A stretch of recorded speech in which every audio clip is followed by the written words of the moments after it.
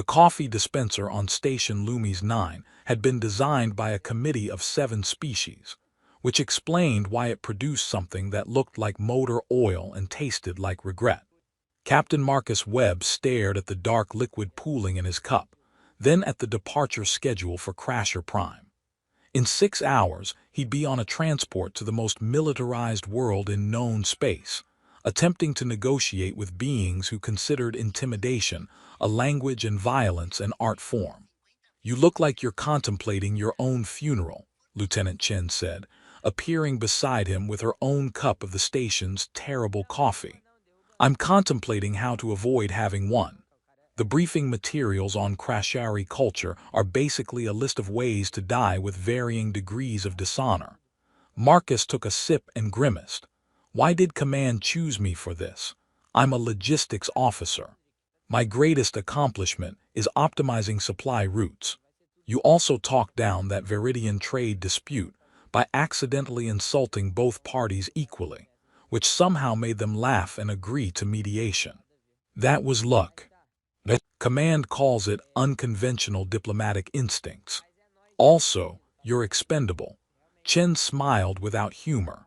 "If this goes wrong, losing one captain won't damage human-Crashari relations because we don't have any relations to damage." "That's deeply reassuring, thank you." The transport ride to Crasher Prime took 18 hours, during which Marcus read every file on Crashari culture until the words blurred together. Warrior species, 300 cycles of expansion, undefeated in major conflicts, social structure based on combat prowess. Communication relies heavily on body language and biosign reading. Approach with deference but not submission. They interpret submission as weakness and weakness as invitation to conquest. Speak when addressed. Never interrupt. Maintain emotional neutrality at all costs. The last point was emphasized in bold across multiple documents. Crashari read emotional responses like humans read facial expressions. Fear, anger, attraction, all visible in heartbeat, respiration, thermal signatures. Any strong emotional response would be cataloged and potentially used against humans in negotiations. "Stay calm, stay neutral, stay alive," Marcus muttered to himself as the transport shuddered through Crasher Prime's atmosphere. His first view of the planet killed any hope of staying calm. It was a world that had evolved predators and then been shaped by those predators into a monument to martial efficiency.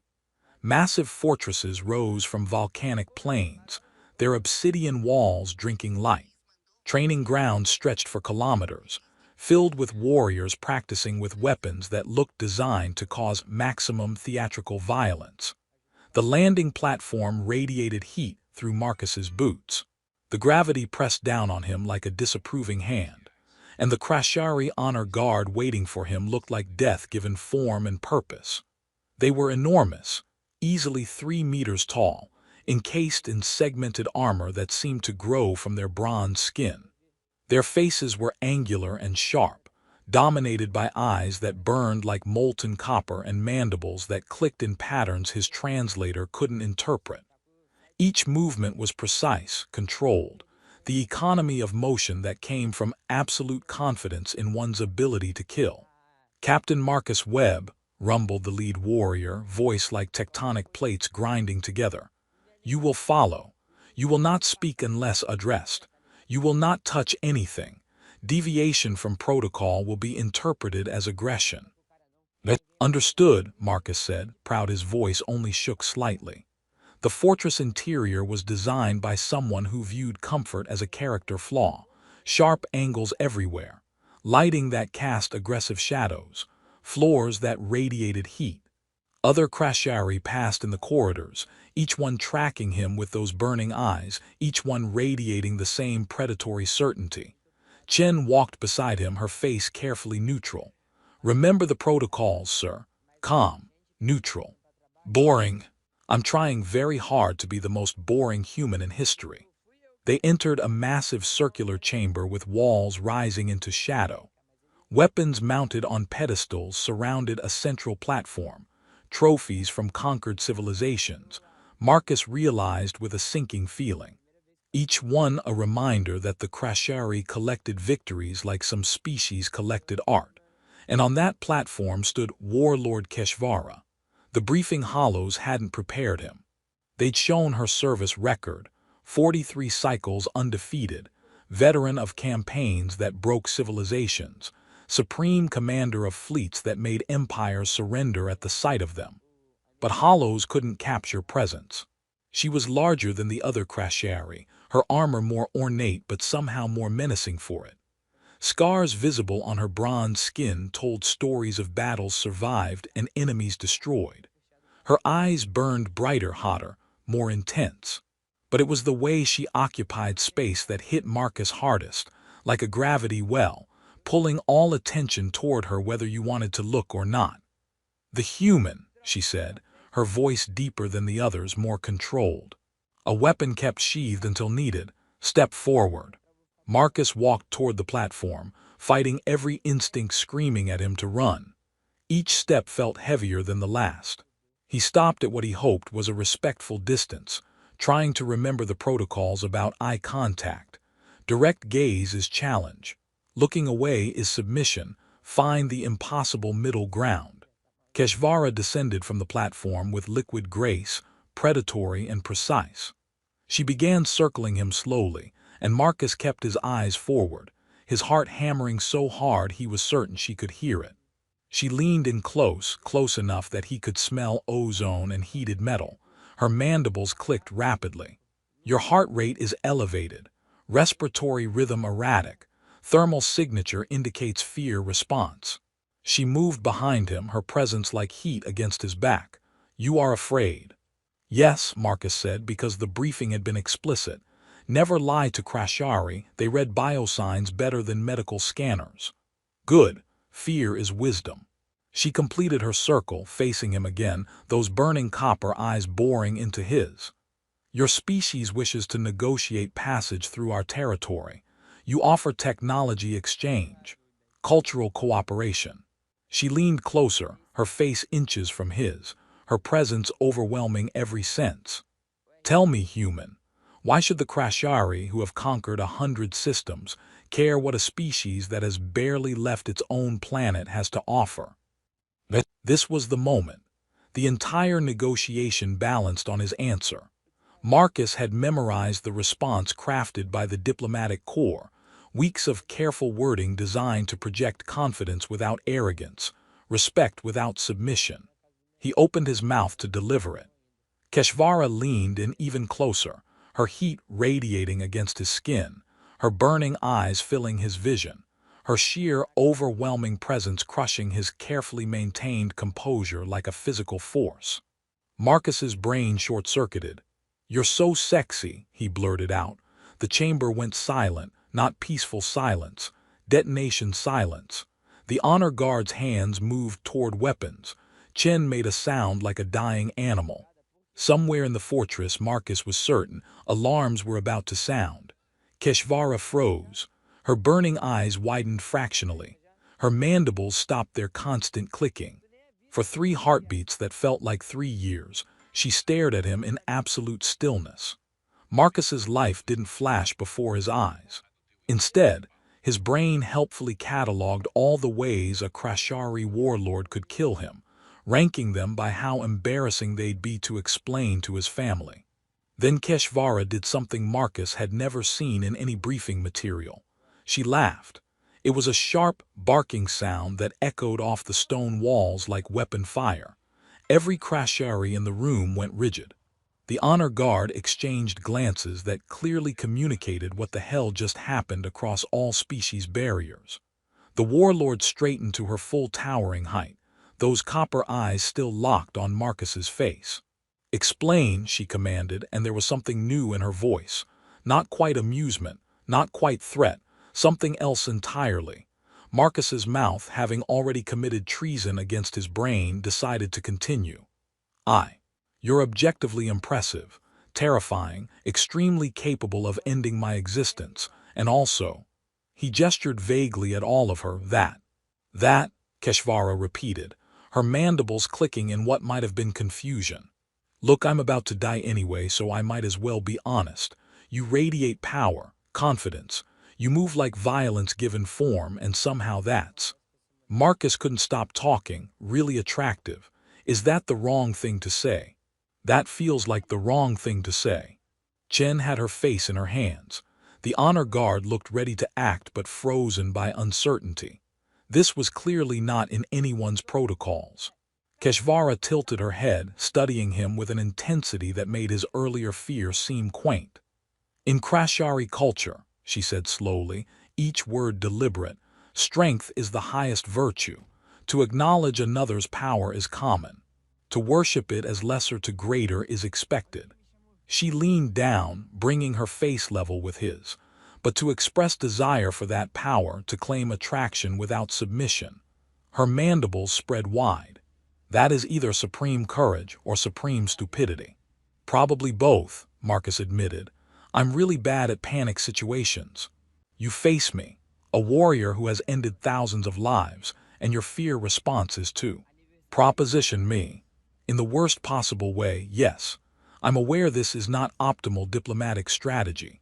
Something shifted in Keshvara's expression. The burning intensity didn't diminish, but it changed quality, like fire transforming from destruction to forge heat. You are aware I could kill you with one hand, that your species is so fragile that Krashari children could overpower you. Extremely aware, painfully aware. It's basically all I've been thinking about since we landed. And yet you speak these words. She straightened again, and Marcus noticed for the first time that the other Krashari were watching her rather than him, as though her reaction was more surprising than his insane statement. You are either the bravest human I have encountered, or the most foolish. Can I be both? I feel like I've earned both. Keshvara made that barking laugh again, shorter this time, more controlled. She turned and addressed the honor guard in their own language, a series of clicks and rumbles Marcus's translator couldn't parse. Several warriors responded with what sounded like objections, but she silenced them with a single gesture. Captain Webb, she said, using his rank for the first time. Your diplomatic mission has just become significantly more complicated. More complicated than accidentally hitting on the galaxy's most dangerous warrior. Yes, because I am not going to kill you. Keshvara's laugh was nothing like human laughter. It was a sharp, barking sound that echoed off the chamber's stone walls like weapon fire, and every Krashari in the room immediately went rigid. Marcus saw the honor guard exchange glances that, even across species barriers, clearly communicated what the hell just happened. The warlord straightened to her full height, towering over Marcus, her burning copper eyes still locked on his face. Explain, she commanded, and there was something in her voice he couldn't identify. Not quite amusement, not quite threat, something else. Marcus's mouth had apparently decided to continue its rebellion against his brain. You're objectively impressive, terrifying, extremely capable of ending my existence, and also... He gestured vaguely at her, that, Keshvara repeated, her mandibles clicking in what might have been confusion. Look, I'm about to die anyway, so I might as well be honest. You radiate power, confidence. You move like violence given form, and somehow that's... Marcus realized he was still talking and couldn't seem to stop. Really attractive. Is that the wrong thing to say? That feels like the wrong thing to say. Chen had her face in her hands. The honor guard looked ready to act but seemed frozen by uncertainty. This was clearly not in anyone's protocols. Keshvara tilted her head, studying him with an intensity that made his earlier fear seem quaint. In Krashari culture, she said slowly, strength is the highest virtue. To acknowledge another's power is common. To worship it as lesser to greater is expected. She leaned down again, bringing her face level with his. But to express desire for that power, to claim attraction without submission. Her mandibles spread in what Marcus desperately hoped was not preparation to bite his head off. That is either supreme courage or supreme stupidity. Probably both, Marcus admitted. I'm really bad at panic situations. You face me, A warrior who has ended thousands of lives, and your fear response is to proposition me. In the worst possible way, yes. I'm aware this is not optimal diplomatic strategy. Something shifted in Keshvara's expression. The burning intensity didn't diminish, but it changed quality. You are aware I could kill you with one hand, that your species is so fragile that Krashari children could overpower you. Extremely aware, painfully aware. It's basically all I've been thinking about since we landed. And yet, you speak these words. She straightened again, and Marcus noticed for the first time that the other Krashari were watching her rather than him, as though her reaction was more surprising than his statement. You are either the bravest human I have encountered, or the most foolish. Can I be both? I feel like I've earned both. Keshvara made that barking laugh again, shorter this time. She turned to address the honor guard in their own language, a series of clicks and rumbles that Marcus's translator couldn't parse. Several of the warriors responded with what sounded like objections, but she silenced them with a gesture. Captain Webb, she said, using his rank for the first time. Your diplomatic mission has just become significantly more complicated. More complicated than accidentally hitting on the galaxy's most dangerous warrior.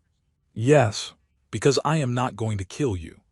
She began walking around him again, but this time the movement felt less like a predator circling prey and more like assessment of a different kind. Your species file indicated humans are cautious, careful, that you overcompensate for your physical weakness with excessive planning and risk aversion. That's generally accurate. Yet you stand here terrified and speak words that could trigger immediate violence. Because you, she paused as though testing the concept, find me attractive. I'm going to regret this honesty thing, aren't I? Perhaps, or perhaps you have done something unprecedented. Keshvara stopped in front of him, her arms crossed over her armored chest. In 300 cycles of conquest, alliance, and diplomacy, no species has looked at Krashari and expressed desire. Fear, yes. Respect, certainly. Hatred, frequently. But desire, never. You see power that could destroy you, and your response is attraction rather than worship or terror. Is that good? I have not decided yet. She turned to Chen, who looked like she wanted to melt into the floor. Lieutenant Chen, is your captain's behavior typical of human diplomatic protocols? Absolutely not, Warlord, Chen said quickly. This is a significant deviation from approved procedures. I apologize on behalf of. I did not ask for apology. I asked if this is typical. Chen hesitated. Captain Webb is known for unconventional problem solving, and for speaking before his brain catches up with his mouth. It's why he was chosen for this mission, actually. Command thought his improvisational skills might be valuable. Improvisation, Keshvara said thoughtfully. Yes, this was certainly improvised. She looked back at Marcus.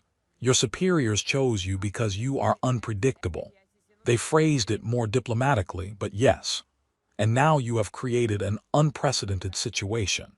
The other species in the consensus assembly will want to know what occurred here.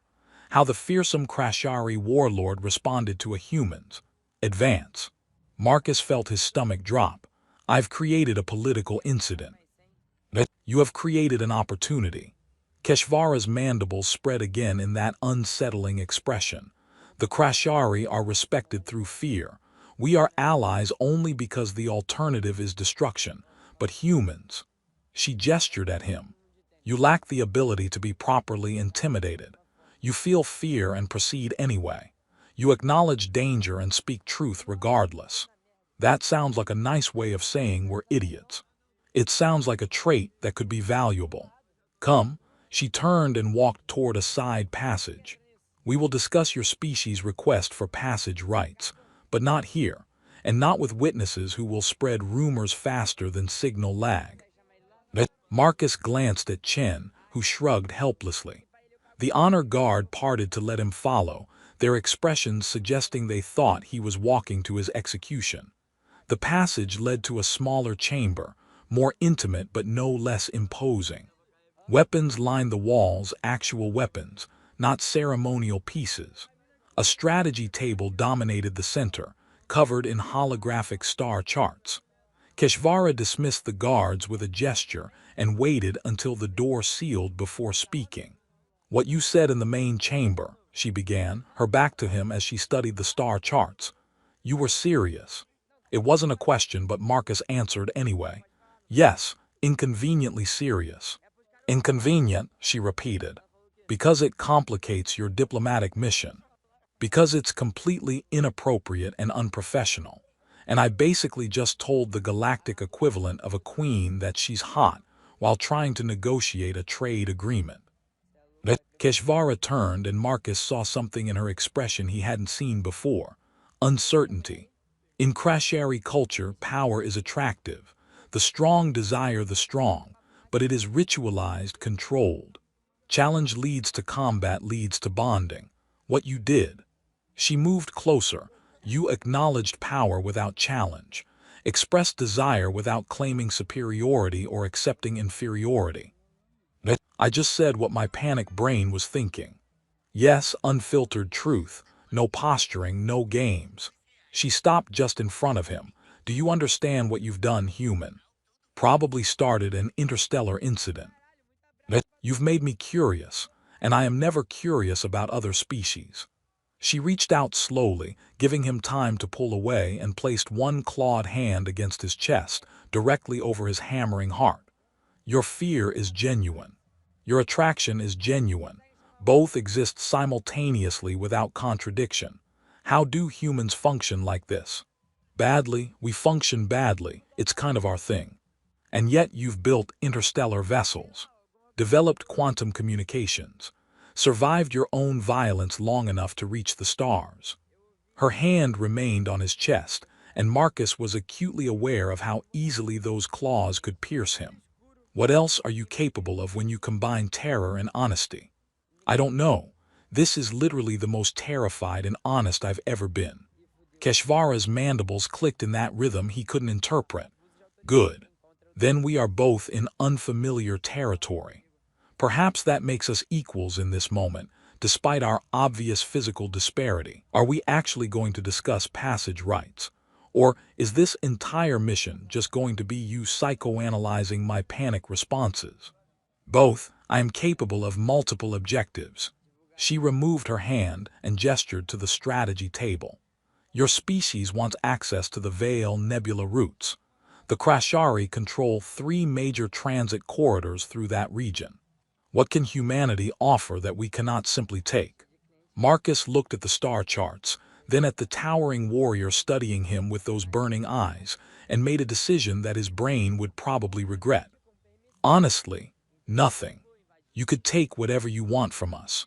We're fragile, relatively primitive, and you outnumber us in every category that matters. Then why should I grant you anything? Because taking things is easy, building things is hard. And humans are really, really good at building things with whoever's willing to work with us." He pointed to the star charts. "You control the corridors. We're developing new propulsion systems that could cut transit time by 30%. Share the routes, we share the tech. You get faster fleet deployment, we get access. Everybody wins. You offer technology to beings who could simply capture your scientists and extract the information. You could try, but our scientists are as annoyingly unpredictable as I am. They'd probably find a way to make the extraction process so inefficient that it's easier to just trade fairly." Marcus met her burning gaze. "Plus, I get the feeling you didn't become Supreme Commander by making short-sighted tactical decisions." Keshvara's laugh was quieter this time, almost approving. "You speak to me as though we are equals bargaining in a marketplace." "Should I not? No one has spoken to me that way in 40 cycles. It is." She searched for the word refreshing.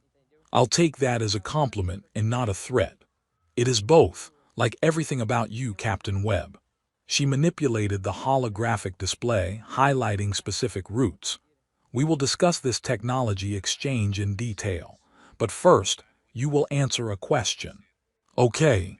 When you said I was attractive, when you expressed desire despite fear, was that a tactic, a calculated risk to surprise me into negotiating. Marcus looked at this massive warrior who could end his life without effort, who commanded fleets that made civilizations surrender, and remembered what had gotten him into this situation in the first place. No, my tactical brain stopped working the moment you got close to me. That was just pure panic honesty. The worst possible response at the worst possible time. The worst possible response, Keshvara repeated. Or the only response that could have succeeded. She leaned down until they were eye level again. I have been approached by hundreds of species, Captain. All of them calculated their words carefully. All of them tried to project strength or deference in precise measure. All of them were predictable. Her mandibles spread in that expression that was becoming familiar. You were terrified and spoke truth anyway. That is not weakness. That is something I do not have a word for in your language. Stupidity, courage, words spread through the fortress like fire, through oxygen-rich atmosphere. Marcus learned this when he and Chen were escorted to their quarters. Actual guest quarters, not cells, which he considered a significant improvement over his expected fate, and found a crowd of Krashari warriors watching them from what they clearly thought was a discreet distance. "They're staring at you," Chen said, keeping her voice low. "I noticed. Do you think they're deciding which one gets to kill me? I don't think they want to kill you. I think they're trying to figure out what the hell happened in that chamber." A younger Krashari warrior, though younger, still meant someone who could probably break Marcus in half, approached with rigid posture.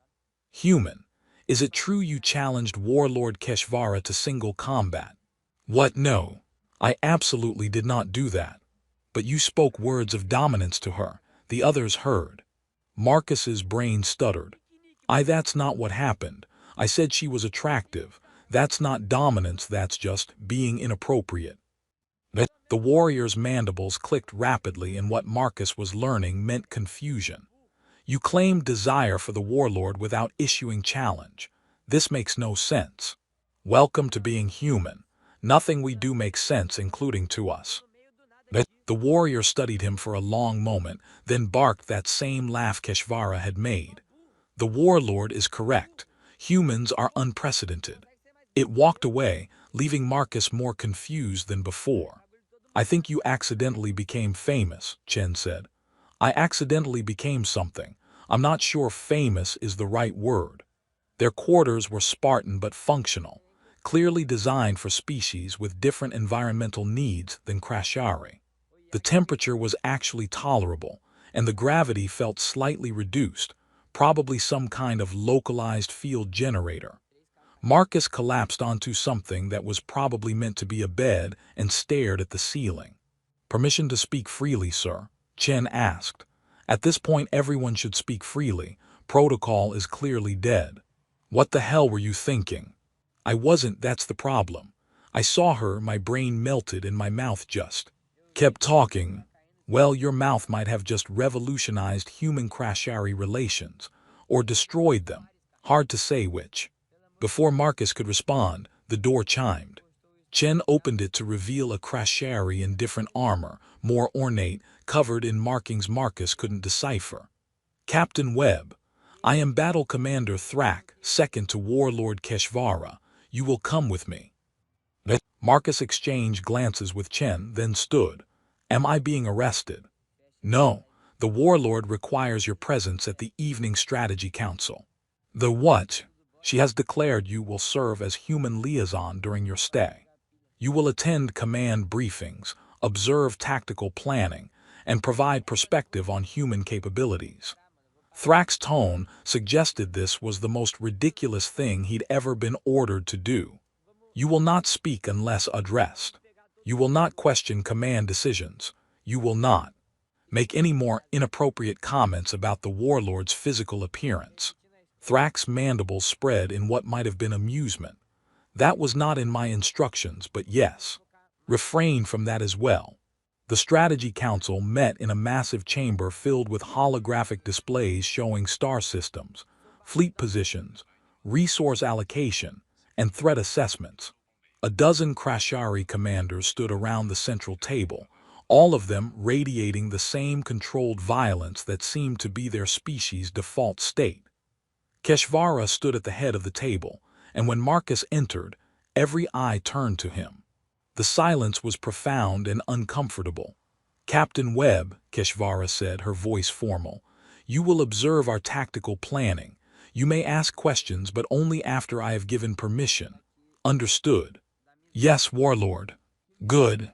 We are discussing the Syndicate frontier. Recent intelligence suggests they are consolidating forces near the threshold systems." She manipulated the display, showing fleet movements.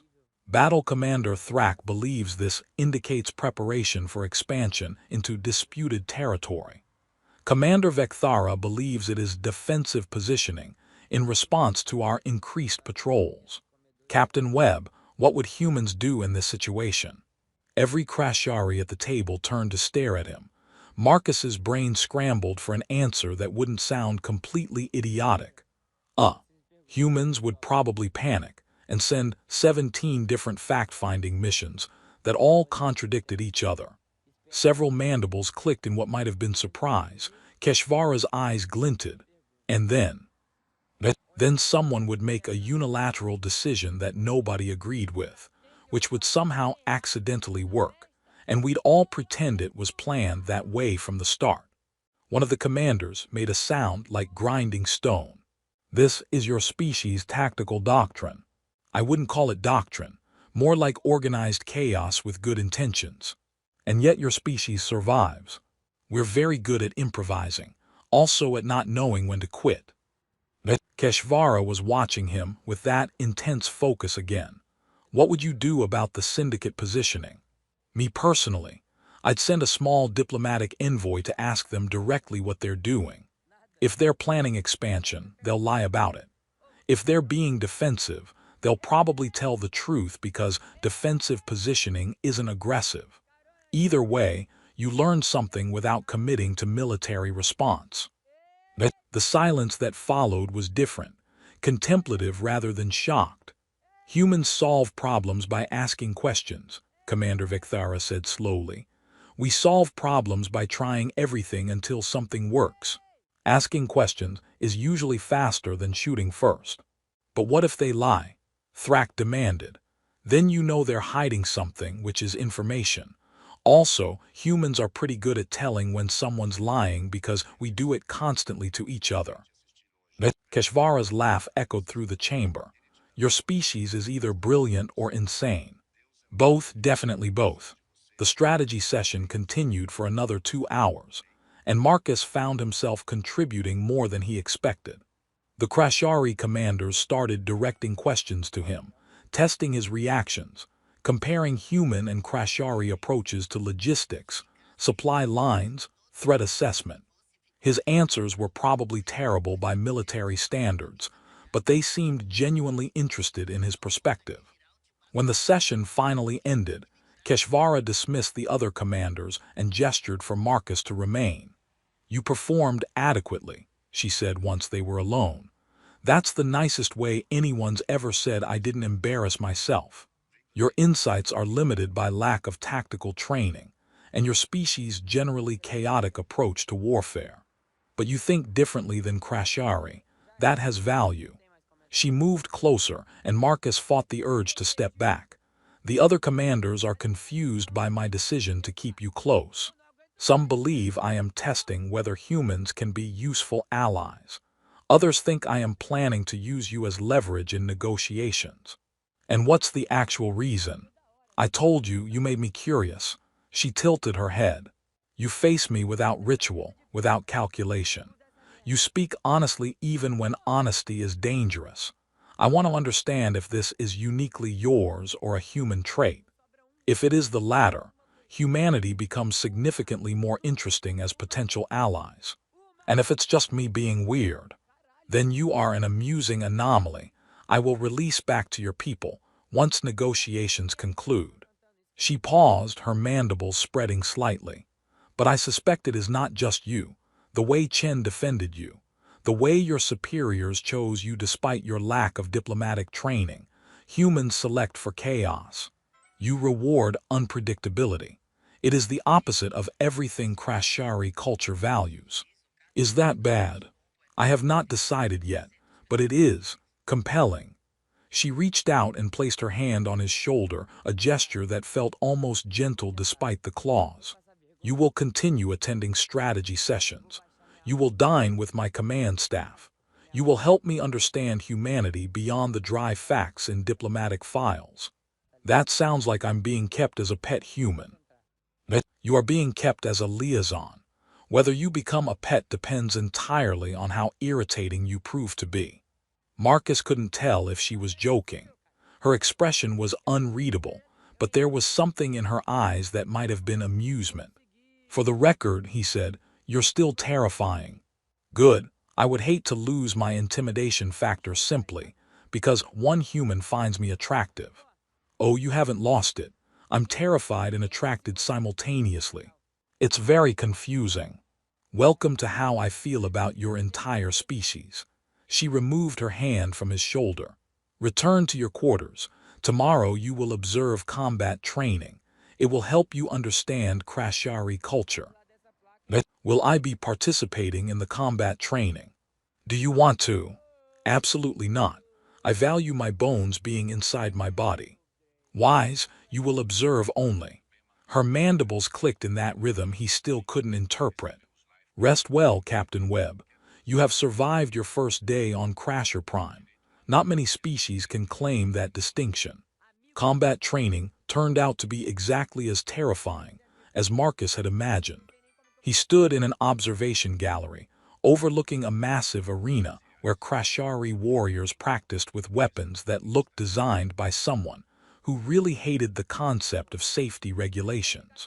The air smelled like ozone and heated metal, and every impact of weapon on armor sent shockwaves he could feel in his chest.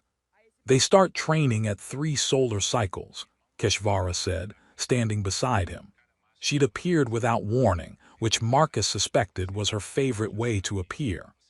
By 10 cycles, they can defeat most adult members of other species in combat.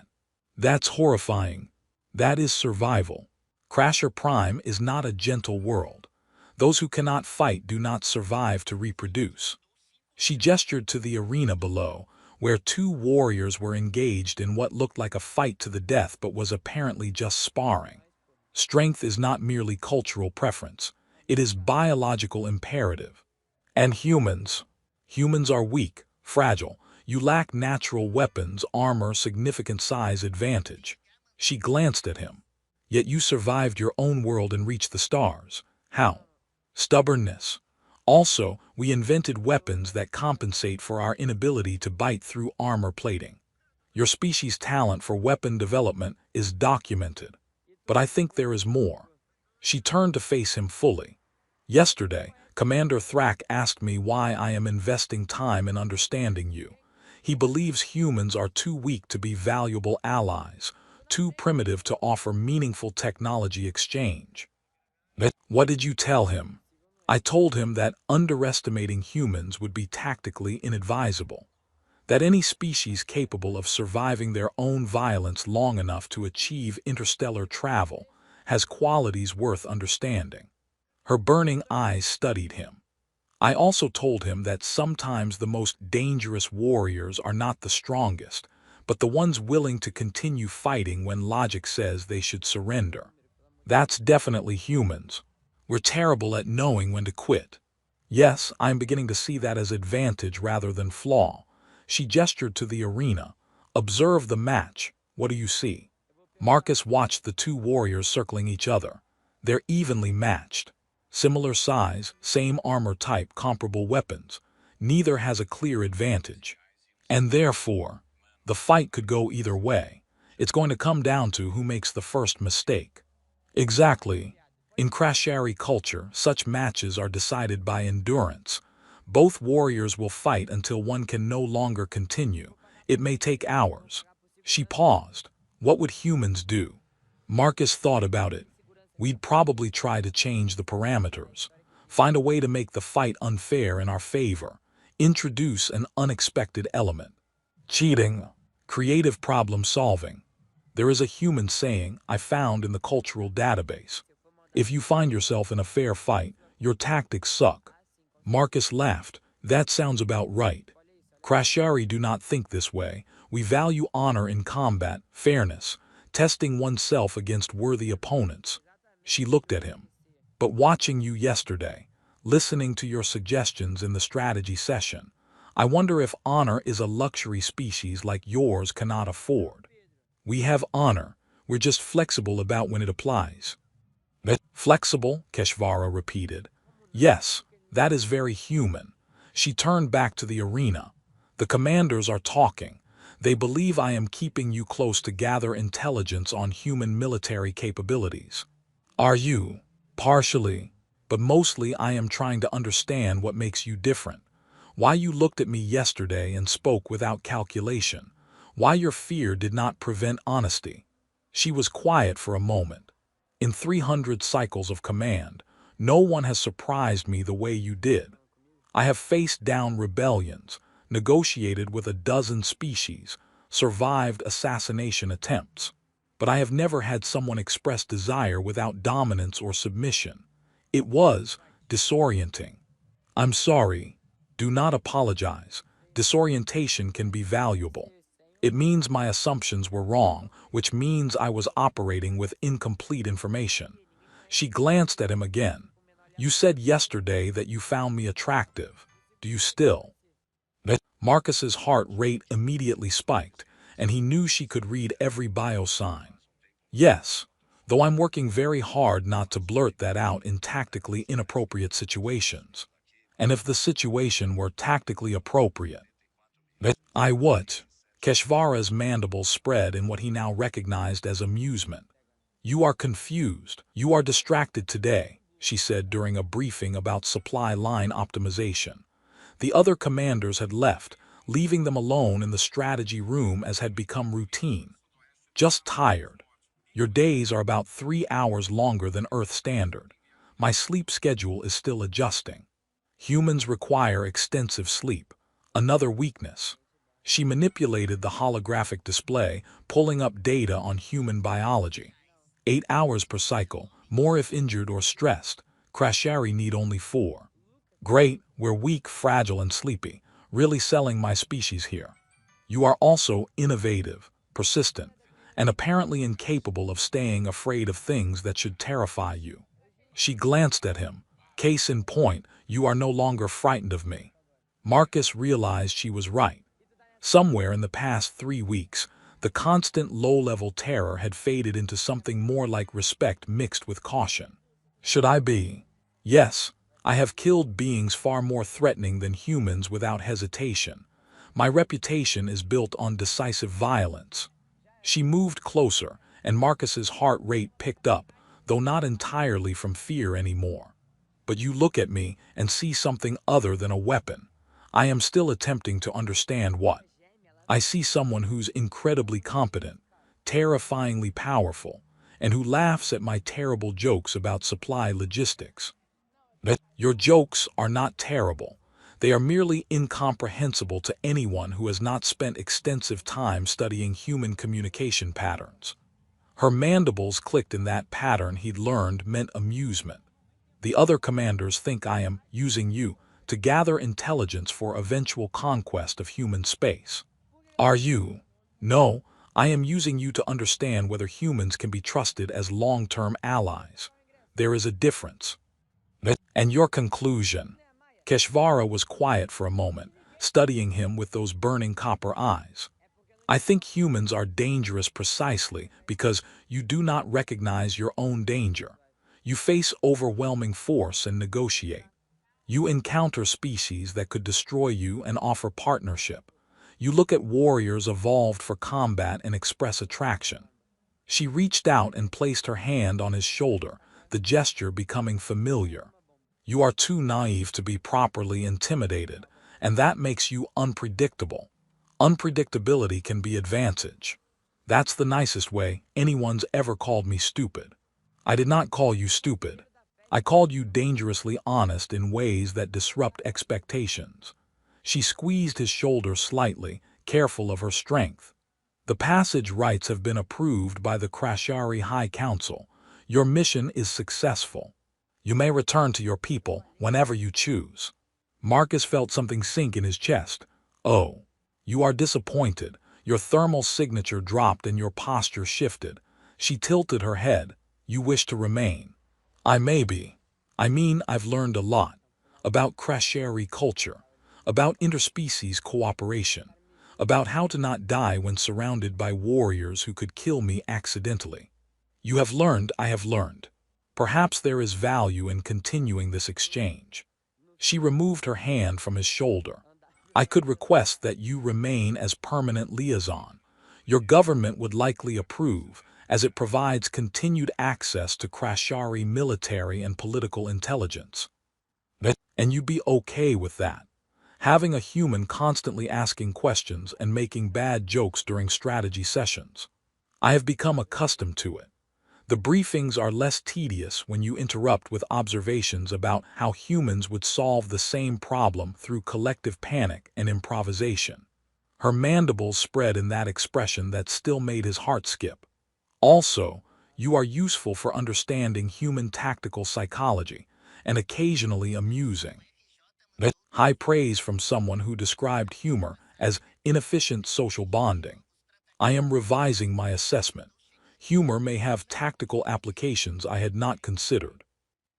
They stood in the strategy room, surrounded by holographic star charts and tactical displays, and Marcus realized that somehow, impossibly, he'd found a place in the most militarized culture in known space. Not through strength or clever diplomacy, but through the simple act of being himself, panic responses, inappropriate comments, and all. I'll contact my command, he said. Request extended assignment as liaison. Good. I will inform the council. She turned to leave, then paused. Captain Webb, when you first arrived, you expressed attraction despite your fear.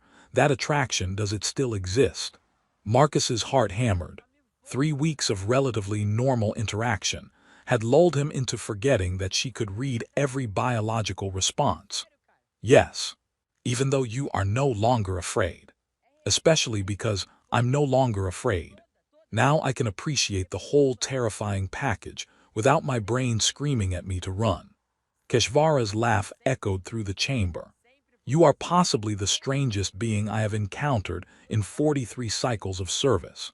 And I have negotiated with species who communicate through chemical warfare. I'll take that as a compliment. You should. She moved closer, bringing them face to face despite the height difference. I told you I wanted to understand what makes humans different. I believe I am beginning to. You feel first and rationalize later. You form connections based on instinct rather than tactical assessment. And when you encounter something that should terrify you, you somehow find it compelling instead. Is that bad? No, it is simply unprecedented. She reached out and touched his face, her clawed hand surprisingly gentle. In Crasheri culture, bonds are formed through combat, through testing one's strength against another and finding them worthy. But you offer a different path. Connection without violence, partnership without dominance. Her copper eyes held his. It is inefficient and illogical, and somehow it works. Marcus couldn't breathe. Are we still talking about diplomatic relations? We are talking about whatever this is between us. This thing that began when you panicked and spoke honestly, and has grown into something I do not have tactical doctrine to address. She leaned closer. The council will approve your extended assignment. But I need to know, are you remaining as liaison, or are you remaining because of this? Can it be both? In Crashari culture, personal and professional relationships do not mix. It creates conflicting loyalties. Good thing I'm human then. We specialize in making terrible decisions for emotional reasons and somehow making them work. Keshvara made that barking laugh again. You are going to complicate every strategic decision I make, aren't you? Probably, but I'll be really helpful while doing it. That is acceptable. She removed her hand from his face. Return to your quarters. Tomorrow you will observe advanced combat training. I want your assessment of human versus Crashari close quarters effectiveness. You know humans are going to lose that comparison spectacularly, right? Yes, but I want to understand how you would compensate for the disadvantage. Humans must have developed strategies for facing superior opponents. We call it running away very fast and bringing bigger guns. Exactly, asymmetric warfare. You do not fight fair because you cannot afford to. She gestured toward the door. We will discuss it tomorrow. Rest well, Captain Webb. Marcus left the strategy room feeling like he'd just survived something significant, though he wasn't entirely sure what. Behind him, Keshvara watched him go with an expression no other Crashari would have recognized. She was smiling. 6 months later, the Human Liaison Office on Crasher Prime was officially established. Marcus Webb was its first and only occupant, which suited him fine. He'd become a fixture in Keshvara's command structure, attending briefings, offering perspectives on human behavior that continued to baffle Crashari commanders, and occasionally making inappropriate comments that somehow advanced diplomatic relations. The other species in the Consensus Assembly watched this development with intense interest. A human had integrated into Crashari military culture without being killed, enslaved, or converted into a trophy. The implications were significant. On the day of the official treaty signing, Marcus stood in the same chamber where he'd first met Keshvara, wearing his dress uniform and trying not to fidget. Representatives from a dozen species had gathered to witness the formal alliance between humanity and the Crashari Dominion. Keshvara stood at the head of the assembly, imposing in her full ceremonial armor, every inch the legendary warlord. When she spoke, her voice carried the weight of 3 centuries of martial dominance. The Crashari Dominion recognizes humanity as strategic partner and ally. We grant full access to Vale Nebula transit corridors in exchange for technology sharing and cultural liaison. This alliance is forged not through conquest, but through mutual respect and recognition of complementary strengths. The human delegation, led by Ambassador Chen, who'd been promoted specifically for this mission, responded with equal formality. Documents were signed, holographic records sealed, and the galaxy gained its newest and most unlikely alliance.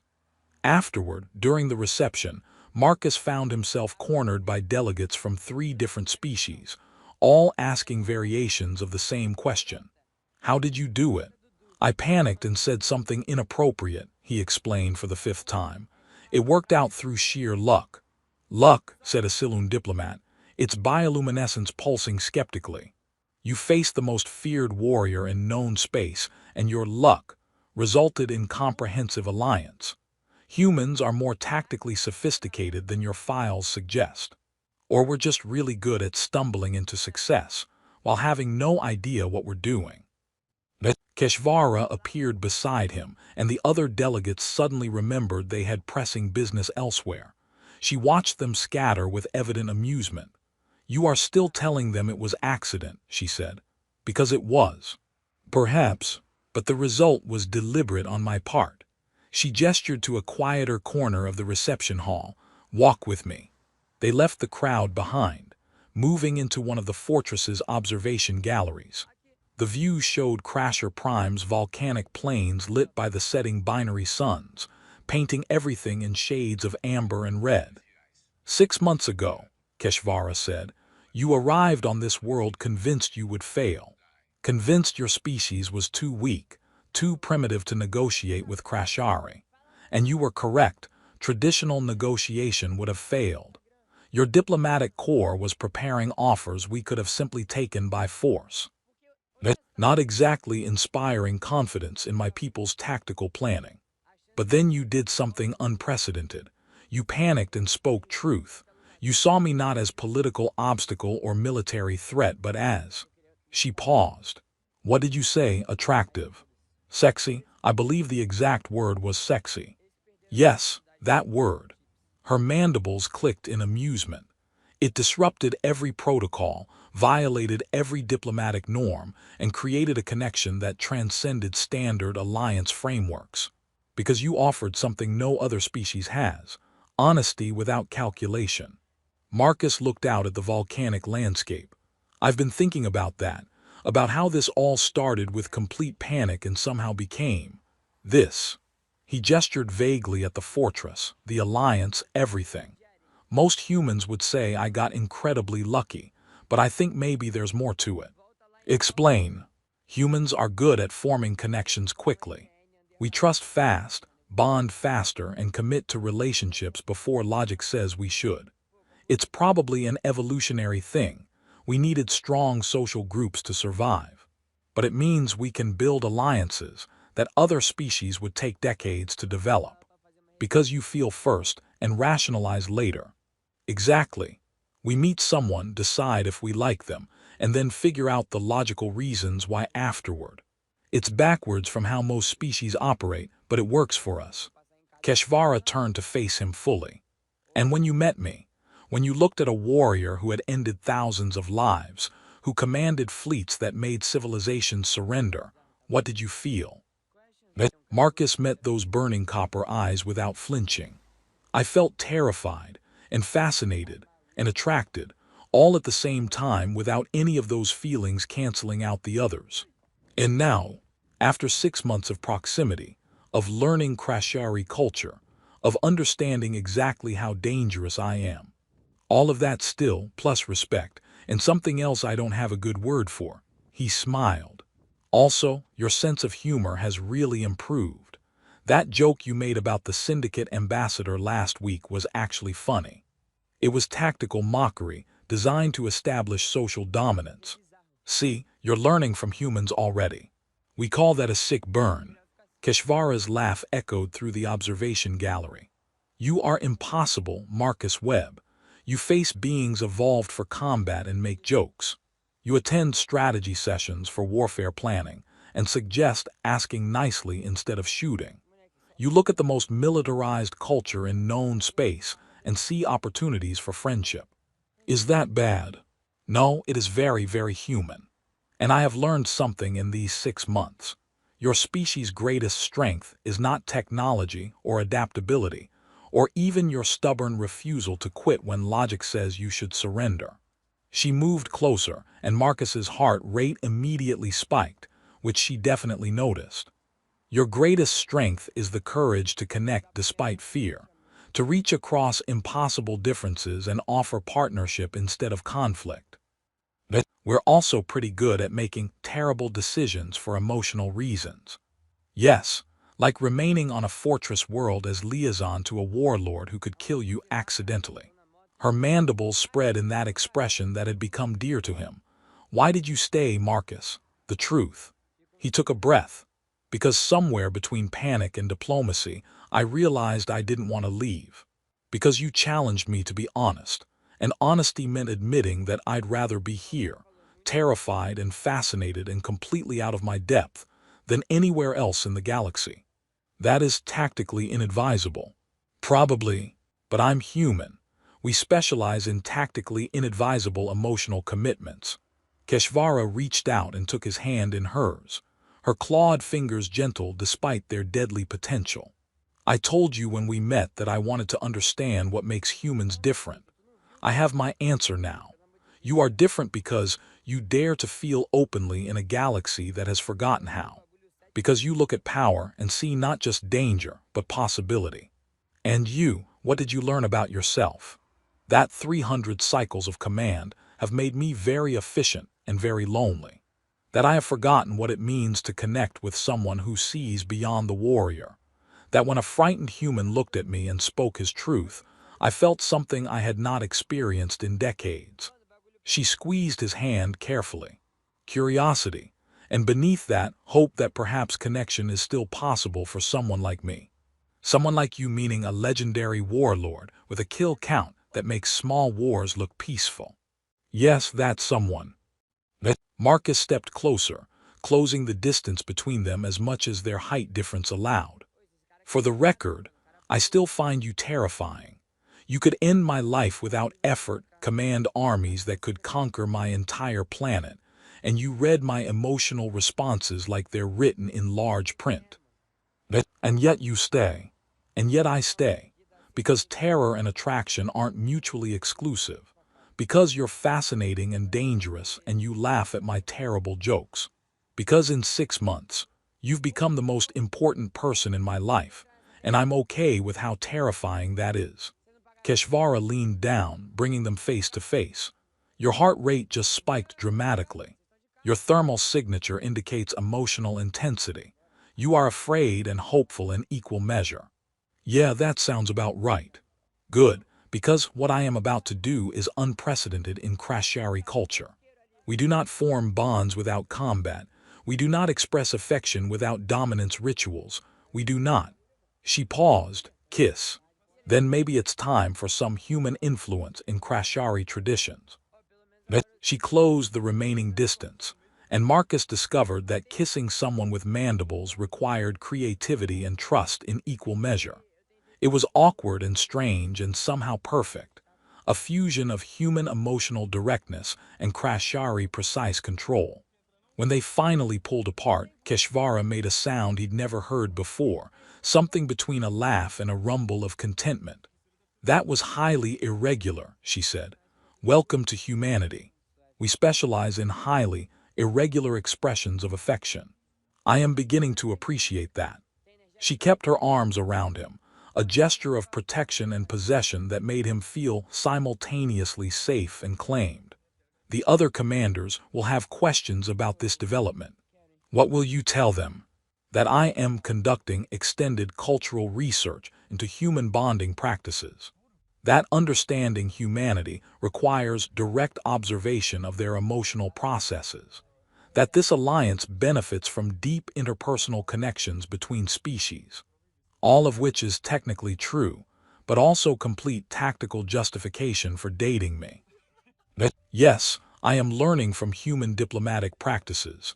Say one thing that is technically accurate while meaning something entirely different. Her copper eyes gleamed.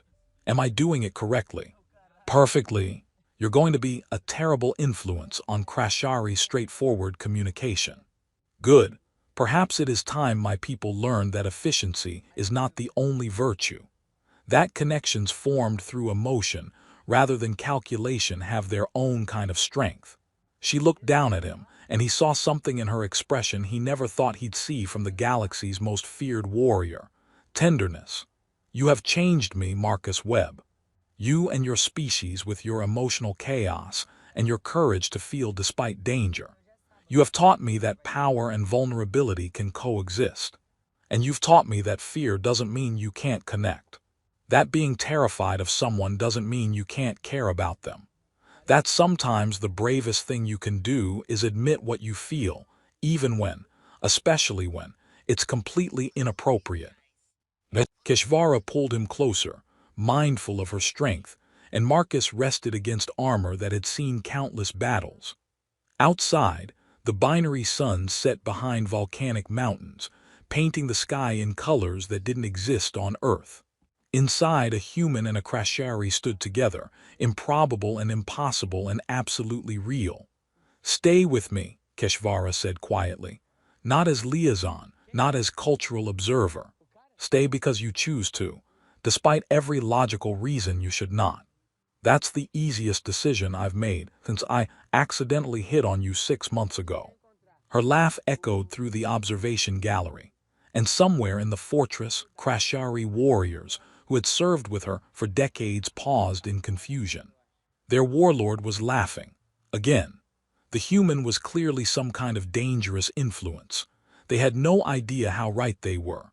Marcus Webb had arrived on Crasher Prime expecting to fail, possibly die, and at best secure minimal trading rights through careful diplomacy.